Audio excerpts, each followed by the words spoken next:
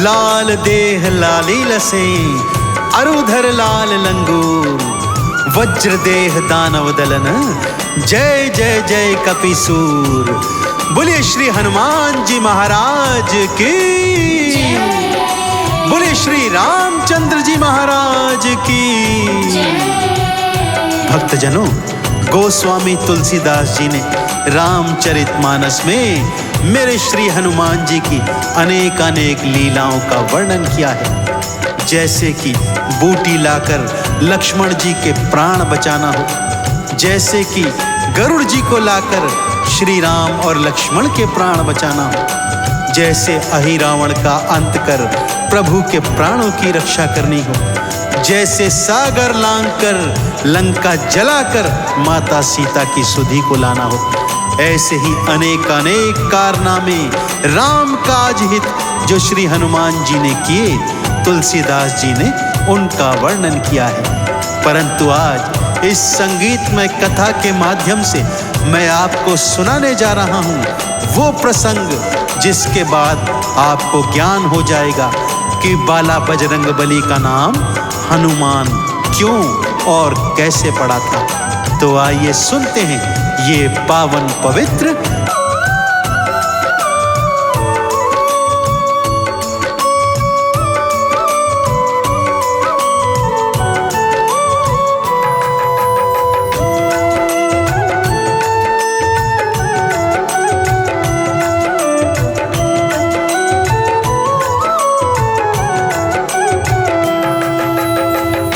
कथा श्री हनुमान जी के बचपन की है भक्तों। एक समय सुबह सुबह श्री बजरंगी की आंख खुली तो बहुत तेज भूख लगी हुई थी। माता अंजनी को पुकार रहे हैं, परंतु माता अंजनी किसी आवश्यक कार्य से महल से बाहर गई हुई थी। भूख सहन नहीं हो रही थी बजरंगी से कि तभी झरोके से बाहर दृष्टि पड़ी। उगता हुआ सूर्य था भक्तों, नारंगी आभा आकाश में छाई हुई थी। हनुमान जी ने देखा तो सोचा ये जरूर कोई मीठा मधुर फल है। भूख और तेज हो गई भक्तों, और उसी को खाने का प्रण श्री बजरंगी ने कर लिया। खिड़की पर चढ़े और एक ऊंची छलांग लगा दी सूर्य देव की तरफ उन्हें खाने के लिए। अतुलित बल देखकर त्रिलोकी भी हैरान है, परंतु होनी वो तो होकर ही रहती है भक्तों। आगे क्या घटना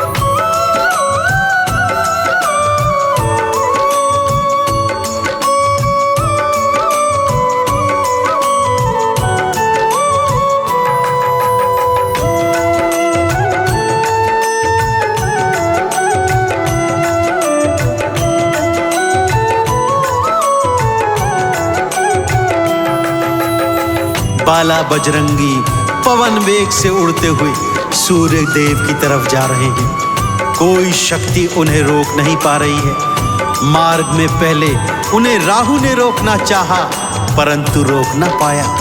फिर केतु ने रोकना चाहा, वो भी अपने प्रयासों में असफल रहा। और इससे पहले कोई कुछ समझ पाता भक्तों, हनुमान जी ने सूर्य देव को हाथों में पकड़ा और अपने मुख में डाल लिया। सारी सृष्टि में अचानक अंधकार छा गया, हाहाकार मच गया। सब सोचने लगे आखिर सूर्य देव गए तो कहाँ चले गए। सभी देवी देवता बाला बजरंग बली के सन्मुख आ गए, उनसे प्रार्थना करने लगे कि सूर्य देव को मुक्त कर दें। परंतु हनुमान जी तो मुख ही नहीं खोल रहे हैं कि तभी इंद्रदेव वहां आए। क्रोध में उन्होंने अपने वज्र का प्रहार हनुमान जी की ठोड़ी पर किया। हनुमान जी वज्र के प्रहार से मूर्छित होकर धरती पर गिर गए भक्तों। और जब उनके पिता पवन को यह सूचना मिली तो क्रोध में उन्होंने प्राण वायु रोक दी। उनके प्राण वायु रोकते ही सृष्टि में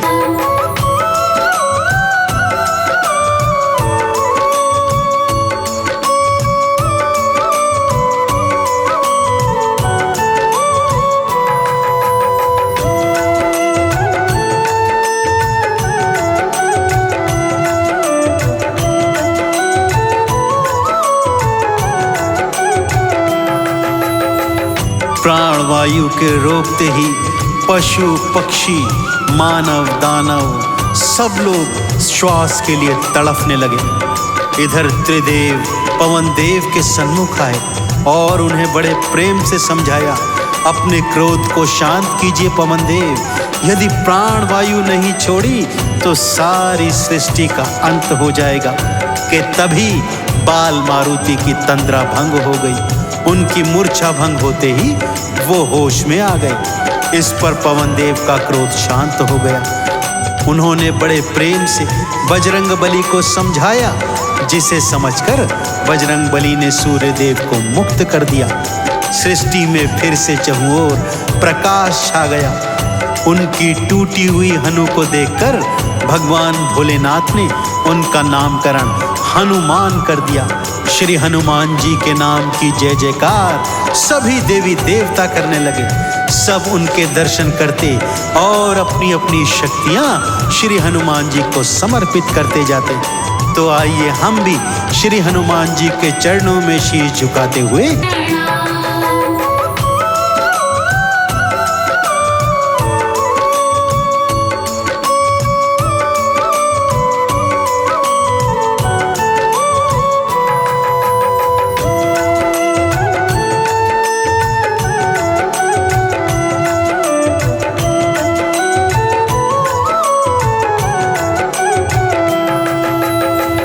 सभी देवी देवताओं ने अपनी शक्तियां श्री हनुमान जी को समर्पित की, जिन्हें ग्रहण करके श्री हनुमान जी धरा पर वापस आ गए। हनुमान जी ने जिन सूर्य देव को निगला था उनसे क्षमा प्रार्थना करते हुए उन्हें अपना गुरु मान लिया और उनसे शिक्षा दीक्षा धारण कर अनेक अनेक शक्तियां भी प्राप्त की। नारद जी से उन्होंने संगीत की अनुपम शिक्षा धारण की।